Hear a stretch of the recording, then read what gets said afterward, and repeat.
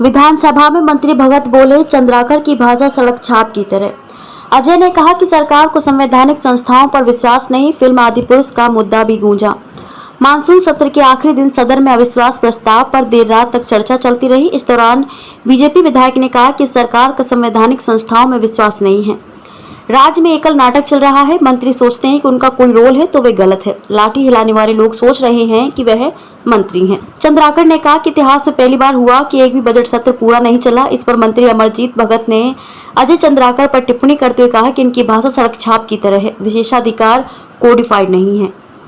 उधर मंत्री उमेश पटेल ने चर्चा के दौरान भाजपा विधायक अजय चंद्राकर के आरोपों का जवाब देते हुए कहा कि लगता है कि चंद्राकर फिल्म आदिपुरुष देखकर आए हैं। वही फिल्म जिसमें भाजपा के 4 मुख्यमंत्रियों के नाम डिस्क्लेमर में आते हैं, उसी फिल्म में हमारे आराध्य प्रभु हनुमान से ऐसे डायलॉग बुलवाए गए जो हमारे लिए कष्टदायी हैं। यह भगवान का अपमान है। मंत्री उमेश ने कहा कि अजय चंद्राकर कहते हैं कि माता कौशल्या छत्तीसगढ़ की बेटी नहीं है। ये बहुत ही पीड़ादायक है। इस पर चंद्राकर ने जवाब दिया कि मैंने कभी नहीं कहा कि माता कौशल्या छत्तीसगढ़ की बेटी नहीं है। चौबे ने कहा कि आरोप पत्र असत्य का पुलिंदा। वहीं अविश्वास प्रस्ताव पर चर्चा करते हुए संसदीय मंत्री रविंद्र चौबे ने कहा कि भाजपा ने 109 बिंदुओं के आरोप पत्र पेश किया है, उसमें से केवल एक चर्चा की, बाकी इधर उधर की बात की। मणिपुर की घटना का जिक्र किया तो भाजपा विधायक शोर मचाने लगे। इस पर ब्रजमोहन अग्रवाल ने कहा कि अविश्वास प्रस्ताव में हम अपने मन की बात कह सकते हैं, यह नियम है। आरोप पत्र तो हमने आपसे जवाब मांगने के लिए लाया है।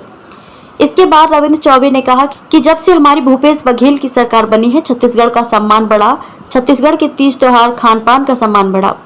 खोखला अविश्वास प्रस्ताव है, केवल औपचारिकता पूरी की गई। ये आरोप पत्र असत्य का पुलिंदा है। अकबर बोले कि विपक्ष ने सिर्फ घोटाला लिख दिया है। वहीं अविश्वास प्रस्ताव पर चर्चा करते हुए मंत्री मोहम्मद अकबर ने कहा कि बीजेपी के राष्ट्रीय अध्यक्ष हैं जो पहले छत्तीसगढ़ के प्रभारी थे।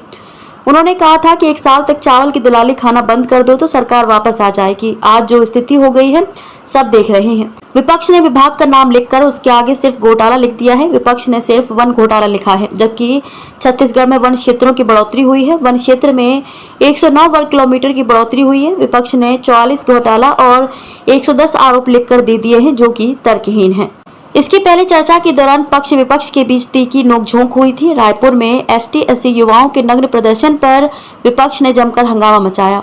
सीएम भूपेश बघेल ने CAG की 3 अलग-अलग रिपोर्ट सदन की पटल पर रखी। विपक्ष ने सरकार पर 109 बिंदुओं का आरोप लगाया है, जिस पर चर्चा जारी है।